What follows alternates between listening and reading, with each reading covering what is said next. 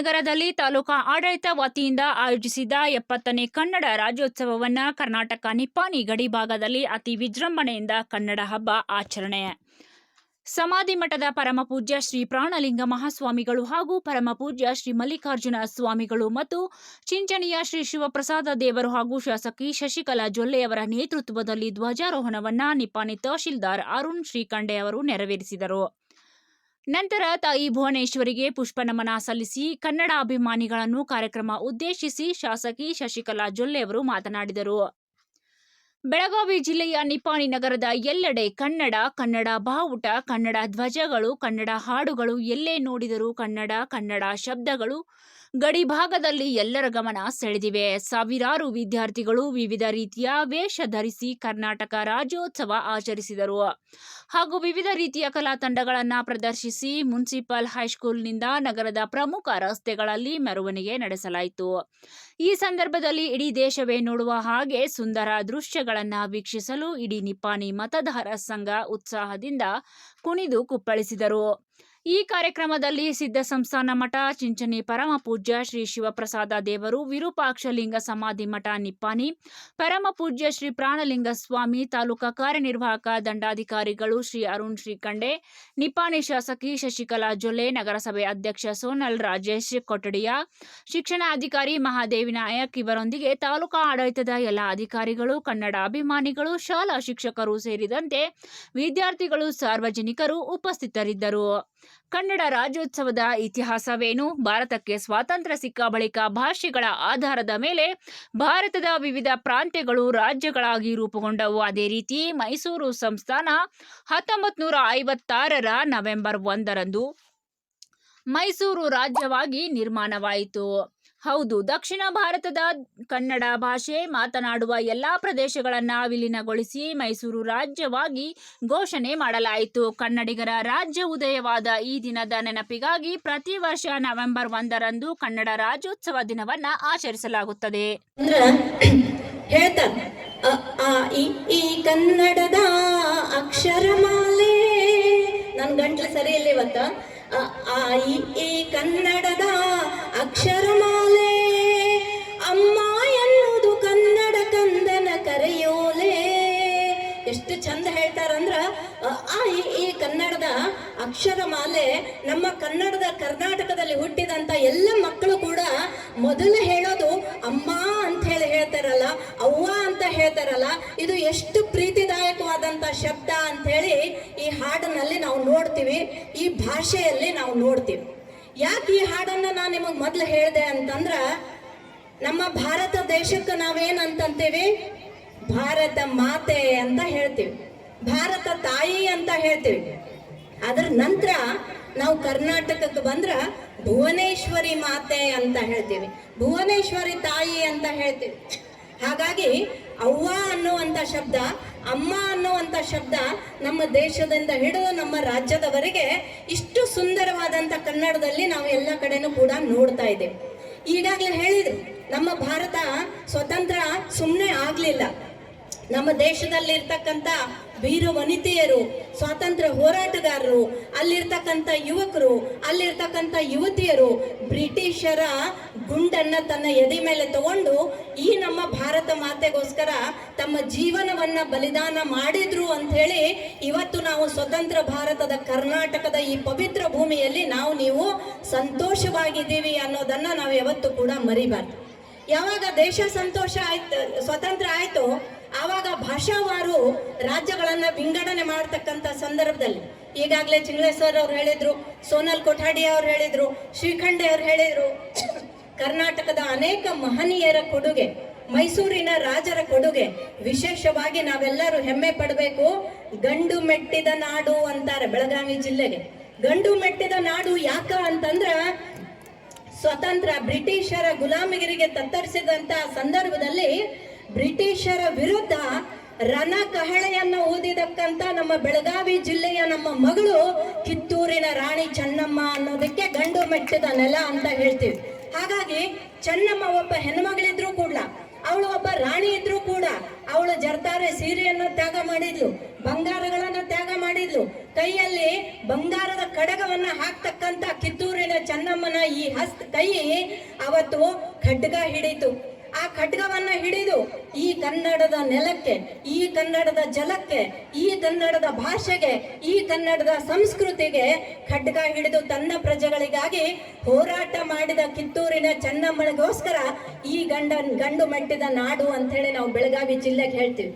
ಅವಳ ಜೊತೆಗೆ ಯಾರು ಅವಳಿಗೆ ಸಹಾಯ ಮಾಡಿದ್ರು ಅಂತಂದ್ರ ಮೊದಲ ಹೆಸರು ಬರೋದು ಸಂಗೊಳ್ಳಿ ರಾಯಣ್ಣ ಅಂತ ಹೇಳಿ. ಆ ಸಂಗೊಳ್ಳಿ ರಾಯಣ್ಣನಂತ ಒಬ್ಬ ಪ್ರಾಮಾಣಿಕ ಒಬ್ಬ ಸಹತೆಯನ್ನ ತಗೊಂಡು ಅವಳನ್ನ ಈ ಒಂದು ಬ್ರಿಟಿಷರ ವಿರುದ್ಧ ಅವಳು ರಣಕಹಳೆಯನ್ನ ಮೊಳಗಿಸಿದ್ರು. ವಂದನೆಗಳು. ಎಲ್ಲರಿಗೂ ಕನ್ನಡ ರಾಜ್ಯೋತ್ಸವದ ಶುಭಾಶಯಗಳು. ಈ ಹೊತ್ತು ನಮ್ಮ ಕರ್ನಾಟಕ ರಾಜ್ಯ ಉದಯವಾಗಿ 69 ವರ್ಷ ಕಳೆದು 70ನೇ ವರ್ಷಕ್ಕೆ ಪದಾರ್ಪಣೆ ಮಾಡುತ್ತಿದ್ದೇವೆ.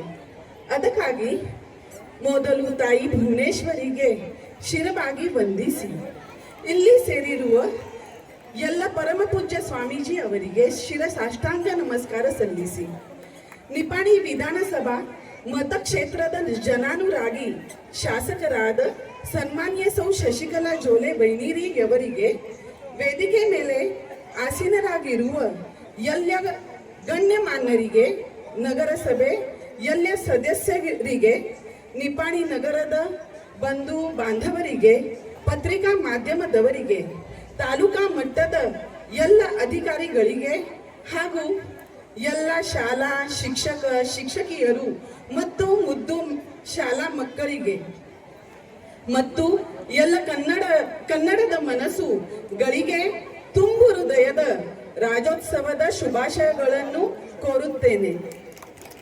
एकत्र येऊन कन्नड राज्योत्सव साजरा करतोय हे एकमेव असं उदाहरण आहे की अनेकतेत एकता आहे.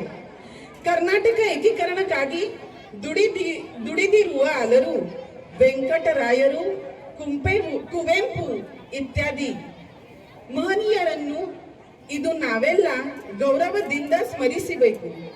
ಕರ್ನಾಟಕ ಕೇವಲ ಒಂದು ಪ್ರದೇಶ ಅಲ್ಲ, ಇದು ಒಂದು ಭವ್ಯ ಸಂಸ್ಕೃತಿ, ಪರಂಪರೆ ಮತ್ತು ಇತಿಹಾಸ ಹೊಂದಿರುವ ಪುಣ್ಯಭೂಮಿ ಆಗಿದೆ. ಕನ್ನಡ ನಾಡಿನ ಏಳಿಗೆಗಾಗಿ ಏನೆಂದೇನೈದಿಗೂ ನೀ ಕನ್ನಡವಾಗಿರು. ಜೈ ಹಿಂದ್, ಜೈ ಕರ್ನಾಟಕ. ಬಳಿಕ ಅದು ಕರ್ನಾಟಕ ಎಂಬ ಹೆಸರಿನಿಂದ ಜಗತ್ತಿಗೆ ಪರಿಚಯವಾಯಿತು. ಕರ್ನಾಟಕವು ಶ್ರೀಮಂತ ಸಾಂಸ್ಕೃತಿಕ ಪರಂಪರೆಯ ರಾಜ್ಯ. ರಾಣಿ ಚೆನ್ನಮ್ಮನ ಶೌರ್ಯ, ಬಸವಣ್ಣವರ ವಚನಗಳು, ಕುವೆಂಪು ಅವರ ವಿಶ್ವಮಾನತ್ವ, ಪಂಪ, ರನ್ನ, ರಾಘವಾಂಕ ಕಾವ್ಯ ಹಾಗೂ ಶ್ರೀಮಂತ ಕಲೆ, ವಾಸ್ತುಶಿಲ್ಪ, ಸಂಗೀತ ಮತ್ತು ಸಾಹಿತ್ಯ ಇವೆಲ್ಲ ನಮ್ಮ ಅಭಿಮಾನದ ಪ್ರತೀಕಗಳು. ನಮ್ಮ ನಿಪ್ಪಾಣಿ ಪ್ರದೇಶವು ಕರ್ನಾಟಕದ ಗಡಿಭಾಗದಲ್ಲಿದ್ದರೂ ಕನ್ನಡ ಪ್ರೇಮ, ಸಹಭಾವನೆ ಮತ್ತು ಸಾಂಸ್ಕೃತಿಕ ಬೆಳವಣಿಗೆಯಲ್ಲಿ ಸದಾ ಮುಂಚೂಣಿಯಲ್ಲಿದೆ. ನಿಪ್ಪಾಣಿಯ ಜನರು ಕನ್ನಡ ಪರಂಪರೆಯನ್ನು ಗೌರವದಿಂದ ಉಳಿಸಿಕೊಂಡಿದ್ದಾರೆ. ಇದಕ್ಕಾಗಿ ನಿಮ್ಮೆಲ್ಲರಿಗೂ ಅಭಿನಂದನೆ ಸಲ್ಲಿಸುತ್ತೇನೆ. ಇಂದು ರಾಜ್ಯೋತ್ಸವದ ಈ ಪವಿತ್ರ ದಿನದಂದು ನಾವು ಪ್ರತಿಯೊಬ್ಬರು ಕನ್ನಡ ಗೌರವವನ್ನು ಉಳಿಸುವ ಮತ್ತು ಸಮೃದ್ಧಿಸುವ ಹೊಣೆಗಾರಿಕೆಯನ್ನು ಬರುವ ಸಮಯ ಬಂದಿದೆ. ನಾವು ನಮ್ಮ ಕರ್ತವ್ಯದಲ್ಲಿ ಶ್ರೇಷ್ಠತೆಯಿಂದ ಕೆಲಸ ಮಾಡಿ ರಾಜ್ಯದ ಪ್ರಗತಿ ಕೈಜೋಡಿಸೋಣ. ನಮ್ಮ ಸರ್ಕಾರದ ಉದ್ದೇಶವೂ ಸಹ ಸರ್ವಜನ ಹಿತಾಯ, ಸರ್ವಜನ ಸುಖಾಯ, ಜನರ ಸಮೃದ್ಧಿ, ಸಮಾನತೆ ಮತ್ತು ಪ್ರಗತಿ ಎಂದಾಗಿದೆ. ನಮ್ಮ ಯೋಜನೆ ಕನ್ನಡದ ಅಸ್ತಿತ್ವಿಸುವಾಗ ಕನ್ನಡ ರಾಜ್ಯೋತ್ಸವವನ್ನು ಯಾಕೆ ಆಚರಣೆ ಮಾಡೋದು? ನಾವು ಆಗು ಹೋಗುಗಳ ಬಗ್ಗೆ, ಇಡೀ ಕರ್ನಾಟಕ ರಾಜ್ಯದ ಅಭಿವೃದ್ಧಿ, ಕರ್ನಾಟಕ ರಾಜ್ಯದಲ್ಲಿ ಸಾಕ್ತಕ್ಕಂಥ ಒಂದು ನಿಟ್ಟಿನಲ್ಲಿ ಅಭಿವೃದ್ಧಿ ಯಾವ ದಿಕ್ಕಿನಲ್ಲಿ ಹೋಗ್ತಾ ಇದೆ, ಕರ್ನಾಟಕ ರಾಜ್ಯದಲ್ಲಿ ವಾಸ ಮಾಡ್ತಕ್ಕಂಥ ಹಿಂದೂ, ಮುಸ್ಲಿಂ, ಕ್ರೈಸ್ತ, ಸಿಖ್, ಪಾರ್ಸಿ, ಜಾತ್ಯತೀತವಾಗಿ, ಧರ್ಮಾತೀತವಾಗಿ, ಭಾಷಾತೀತವಾಗಿ ಎಲ್ಲ ಜನರು ಕನ್ನಡ ನಾಡಿನಲ್ಲಿ ವಾಸ ಮಾಡ್ತಾರೆ. ಅವರೆಲ್ಲರೂ ಕೂಡ ನೆಮ್ಮದಿಯಿಂದ ಇರಬೇಕು. ಎಲ್ಲ ಯಾವ ಜಾತಿಯಲ್ಲಿ ಹುಟ್ಟಿದವನು ಇದ್ರೂ ಕೂಡ, ಯಾವ ಧರ್ಮದಲ್ಲಿ ಹುಟ್ಟಿದವನು ಇದ್ರೂ ಕೂಡ ಅವನು ಕನ್ನಡ ನಾಡಿನಲ್ಲಿ ವಾಸ ಮಾಡ್ತಾನೆ. ಕನ್ನಡ ನಾಡಿನ ಜಲ, ನೆಲ ಇದರ ಅಭ್ಯುದಯಕ್ಕಾಗಿ ಸತತವಾಗಿ ಅವನ ಜೀವನವನ್ನು ಮುಡುಪಾಗಿಡುವುದು ನಮ್ಮ ನಿಮ್ಮೆಲ್ಲರ ಆದ್ಯ ಕರ್ತವ್ಯ. ಭಾಷೆ ಅಭಿವೃದ್ಧಿಗೆ ಅಡ್ಡ ಬರಬಾರ್ದು ಅನ್ನೋ ದೃಷ್ಟಿಯಲ್ಲಿ ಇವತ್ತಿನ ದಿನ ರಾಜ್ಯದ ಗಣತಾಯುಕ್ತ ರಾಜ್ಯಪಾಲರು, ಕರ್ನಾಟಕ ಗಣ ಸರ್ಕಾರದ ಸನ್ಮಾನ್ಯ ಮುಖ್ಯಮಂತ್ರಿಗಳು ಕೂಡ ಎಲ್ಲರಿಗೂ ಕೂಡ ಶುಭಾಶಯಗಳನ್ನ ಹೇಳಿದ್ದಾರೆ. ಈ ಅಂತೀರಲ್ಲ ಅದ್ರ ಮ್ಯಾಗ ಅಭಿಮಾನ ಇಲ್ಲ ಅಂತ ಹೇಳಿ ಅನಿಸ್ತದೆ. ಕೆಲವ್ರು ಕೇಳೋಣ ನಾವು ಓದ್ತನೋ ಬರಿತೀನೋ ಅದಕ್ಕೆ ಮಾತಾಡ್ಬೇಕಂತ ಹೇಳಿ ಅಭಿಮಾನ ತಟ್ಟಿದ್ರೆ ಇವತ್ತು ನಗರಾಧ್ಯಕ್ಷರು ಹೆಂಗೆ ಪ್ರಯತ್ನ ಮಾಡಿದ್ರೆ ಹಂಗೆ ನೀವು ಆಗ್ಬೋದಾಗಿತ್ತು. ಯಾಕಂದ್ರೆ ನೀವು ಪ್ರಯತ್ನ ಮಾಡಿಲ್ಲ ಆಗಿಲ್ಲ ಅಂತ ಹೇಳೋದು ನನಗೆ ಭಾಳಷ್ಟು ಅಭಿಮಾನ ಅನಿಸ್ತದೆ. ಅದರಿಗೋಸ್ಕರವಾಗಿ ನಂದೊಂದು ತಮ್ಮ ಎಲ್ಲರಲ್ಲಿ ಒಂದು ಇನ್ನೊಂದು ಇಷ್ಟೆಲ್ಲ ಜನ ಕೂತಿದ್ರಲ್ಲ, ಒಂದು ಸಣ್ಣ ವಿನಂತಿ ಏನಂದ್ರೆ ನಮ್ಮ ಕನ್ನಡ ಬೆಳಿಬೇಕಾದ್ರೆ ನಿಮ್ಮ ಮಕ್ಕಳನ್ನ ಮೊಮ್ಮಕ್ಕಳ ಮೊದಲು ಕನ್ನಡ ಶಾಲೆ ಹಾಕಿರಿ. ಇಲ್ಲಿ ಕೊಡ್ತಕ್ಕಂಥ ಬಹಳಷ್ಟು ಜನ ನೀವು ಹೋಗಿ ಬೇರೆ ಬೇರೆ ಕಡೆ ಶಾಲೆಗಳು ಹಾಕಿದ್ರಿ. ನಾವ ಕನ್ನಡವನ್ನು ಬಿಟ್ಟು ಹೋಗುವಾಗ ಇನ್ನೊಬ್ರಿಗೆ ಹೇಳುವ ಅಧಿಕಾರ ಎಲ್ಲಿದು ಬರ್ತೈತಿ. ಅದಕ್ಕೆ ಪ್ರತಿಯೊಬ್ಬರು ತಮ್ಮ ಮಕ್ಕಳನ್ನ ಮೊಮ್ಮಕ್ಕಳನ್ನ ಕನ್ನಡ ಕಡೆ ಹೆಚ್ಚು ಒಲವು ಕೊಡ್ರಿ. ಯಾಕಂದ್ರೆ ಕನ್ನಡ ಶಾಲೆ ನಿಮಗೆ ಎಲ್ಲವೂ ಫ್ರೀ ಐತಿ. ಆದ್ರೆ ಫ್ರೀ ಇದ್ದಲ್ಲಿ ಹೋಗೋದಿಲ್ಲ, ಲಕ್ಷಗಟ್ಟಲೆ ರೊಕ್ಕ ಕೊಟ್ಟು ತಾವೆಲ್ಲ ಮಕ್ಕಳನ್ನ ಕಳಿಸ್ತೀರಿ. ಅಲ್ಲಿ ಹೋಗಿ ಏನು ಕಲ್ತೀರಿ? ಇಂಗ್ಲೀಷ ಕಲಿಯಾರ್ದ್ರೆ ಮತ್ತೆ ಕನ್ನಡನೂ ಇಲ್ಲ. ಅದ್ರಗೋಸ್ಕರವಾಗಿ ನಾ ಹೆಚ್ಚಿಗೆ ಮಾತಾಡ್ಲಾರ್ದ ತಮ್ಮ ಮಕ್ಕಳನ್ನೆಲ್ಲ ಕನ್ನಡ ಶಾಲೆ ಕಲಿಸಿ ಬೆಳೆಸಿರಿ. ಇದ್ರ ಜೊತೆ ಕನ್ನಡ ಶಾಲೆಗಳು ಕೆಲವೊಂದು ಬಂದು ಬೀಳಾಗ್ತಾವ. ಆ ಬಂದು ಬೀಳುವಂಥ ಶಾಲೆಗೆ ಆಯಾ ಭಾಗದಾರ ಎಲ್ಲರೂ ಜವಾಬ್ದಾರಿ ತೊಗೊಂಡು ಆ ಶಾಲೆಗಳು ಕನ್ನಡ ಮಕ್ಕಳನ್ನ ಕಳಿಸ್ರಿ ಅಂತ ಹೇಳಿ BO ಅಮ್ಮ ಅವರಲ್ಲಿ ನನ್ನ ವಿನಂತಿ ಐತಿ, ಶಶಿಕಲಾ ಅಮ್ಮ ಅವರಲ್ಲಿ ವಿನಂತಿ ಐತಿ. ಯಾಕಂದ್ರೆ ಇವತ್ತು ನಮ್ಮ ಚಿಂಗಳಿ ಅವರು ಬಂದಾರ. ನೀವೆಲ್ಲರೂ ಮನಸ್ಸು ಮಾಡ್ರೆ ನಮ್ಗೆ ಕುರಿತಂತ ಶಾಲೆಗಳು ಯಾವ ಬಂದು ಬೀಳ್ತಕ್ಕಂಥ ಮತ್ತು ಉನ್ನತಿ ಪ್ರಾರಂಭ ಆಗೋದು. ಕನ್ನಡದ ಅಭಿಮಾನಿಗಳು ಎಲ್ಲ ಸಾಕಷ್ಟು ಜನ ಕೂತಾರೆ. ಎಲ್ಲ ಮಾತನಾಡಿದ್ರು, ಬಹಳ ಖುಷಿ ಆಯ್ತು. ಆಗಲೇ ಬಂದ ತಕ್ಷಣನೇ ನನಗೆ ಓರ್ವ ಸದ್ಭಕ್ತರು ಹೇಳ್ತಾ ಇದ್ರು, ಬುದೇ ಅನೇಕ ವರ್ಷಗಳ ಹಿಂದೆ ನಾವು ರಾಜ್ಯೋತ್ಸವನ ಆಚರಣೆ ಮಾಡಬೇಕು ಅಂದರೆ ನಾವು 10 ಜನ ಇರ್ತಿದ್ವಿ, ಪೊಲೀಸರು 40 ಜನ ಇರ್ತಿದ್ರು ಅನ್ನುವಂಥ ಮಾತನ್ನ ಹೇಳ್ತಾ ಇದ್ರು. ಪರಮ ಪೂಜನೀಯ ಲಿಂಗೈಕ್ಯ ಅಲ್ಲಮಪ್ರಭು ಮಹಾಸ್ವಾಮೀಜಿಯವರು ಈ ನಿಪ್ಪಾಣಿಯಲ್ಲಿ ಕನ್ನಡ ರಾಜ್ಯೋತ್ಸವವನ್ನು ಮಾಡಬೇಕು ಅಂತ ಹೇಳಿ, ಕನ್ನಡ ರಾಜ್ಯೋತ್ಸವವನ್ನು ಮಾಡಬೇಕಾದ್ರೆ ಸಾರೋಟದೊಳಗೆ ಮೆರವಣಿಗೆ ಮಾಡಬೇಕು ಅನ್ನುವಂಥ ಸಂದರ್ಭದಲ್ಲಿ ಎಲ್ಲರೂ ಹೆದರಾಕತ್ರು. ಯಾರು ಕಲ್ತೊಂದು ಹೊಡೆದ್ಗಿಡ್ದಾರ್ರಿ, ಮ್ಯಾಲ ಕುಂತ್ರೆ ಹೆಂಗ ಅಂತ ಹೇಳಿ ಸ್ವತಃ ಸಿದ್ಧ ಸಂಸ್ಥಾನ ಮಠದ ಶ್ರೀಗಳು ಕಾಲ್ನಡಿಗೆಯಿಂದ ನಿಪ್ಪಾಣಿಯ ಪ್ರತಿ ನಗರದಲ್ಲಿ ಓಡಾಡಿ ಕನ್ನಡವನ್ನು ಉಳಿಸುವಂತಹ ಕೈಂಕರ್ಯದ ಸೇವೆಯನ್ನ ಪರಮ ಪೂಜ್ಯನೀಯ ಲಿಂಗೈಕ್ಯ ಗುರುಗಳು ಮಾಡಿದರು.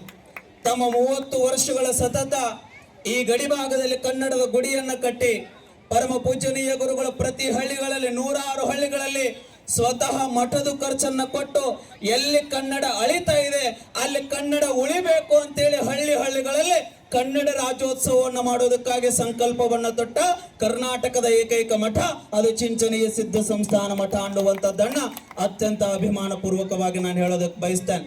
ಕಾರಣ ನಾವೆಲ್ಲರೂ ಅನೇಕ ಮಠಗಳನ್ನು ನೋಡ್ತೇವೆ, ಮಂದಿರಗಳನ್ನು ನೋಡ್ತೇವೆ, ಮಠಗಳಲ್ಲಿ ತೇರನ್ನ ಇಳಿತೇವೆ, ಆ ಗುರುಗಳವರ ಉತ್ಸವದ ಮೂರ್ತಿಯನ್ನು ಇಡ್ತೇವೆ. ಆದರೆ ಚಿಂಚನೀಯ ಮಠ ಯಾವುದೇ ಗುರುಗಳ ಉತ್ಸವದ ಮೂರ್ತಿಯನ್ನಿಟ್ಟು ರಥವನ್ನ ಎಳೆಯುವುದಿಲ್ಲ.